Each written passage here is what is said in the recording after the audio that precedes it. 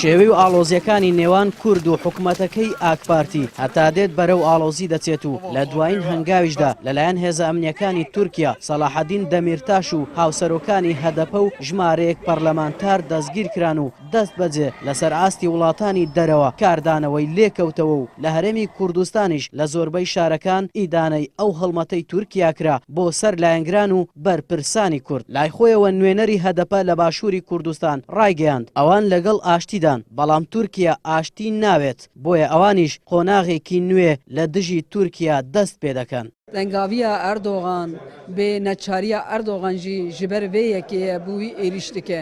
Em ê ji Erdogan ra serî daneynin, em ê bihat nekin bangê me jî ji tevahî Kurd û Kurdistanî ra ye. Em dibêjin ku roj ev roj e, sibê gelek dereng e. Eger em ew dest bidin hev û tekoşîn bilind bikin, bawer bikin. Bawer bikin, ew ê Erdogan xwîna kurêtiye wê têda bifatise. Temenî Erdogan gelek Kurd e. Ji ber wê yekê temenî xwe li ser qirkirin û jenosît û îmihakirina gelê Kurd dimeşîne. Ji bo wê hawayî Erdogan li ber çûndinê ye.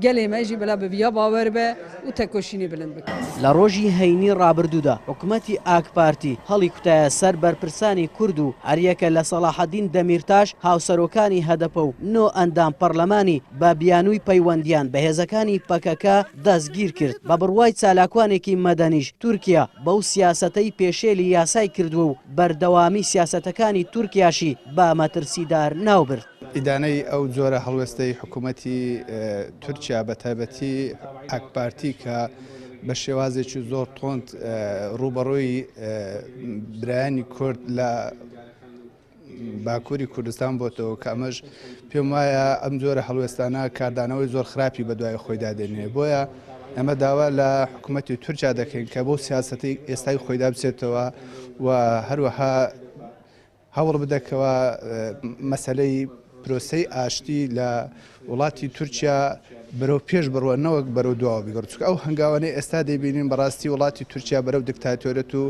بوونی ئاژاوە و کێشەیەکی زۆر بە دوای خۆیدا دێنێ بەڕاستی ئەمە جێگەی هەڵوێستەکردنەکە ئێمەش وەکو برایانمان کە لە باکوور تەماشا دەکەین هەماهەنگیان هەبێ لەگەڵیان و ئاگامان لە بارودۆخیان بێ. بە درێژایی مێژوو نەتەوەی کورد لە هەر چوار پارچەی کوردستانی تورکیا و عێراق و ئێران و سووریا گەلەکەی ڕوبەڕووی زەبر و زەنگ بوونەتەوە و بەردەوام ڕژێمەکان گەلی کوردیان چەوساندۆتەوە بەڵام دوجار بەهۆی بەردەوامی ئەو ڕژێمانە کە ڕێگر بوونە لە بەردەم گەلی کورد بۆ گەیشتن بە مافەکانیان دوجار فەشەلیان هێناوە بەڕای شارەزایانیش بەردەوامی سیاسەتی تورکیا بەو شێوەیە ڕەنگە ببێتە مەترسی بۆ داهاتووی ئەو وڵاتە. ئاراس عەزیز کەناڵی پێام هەولێر.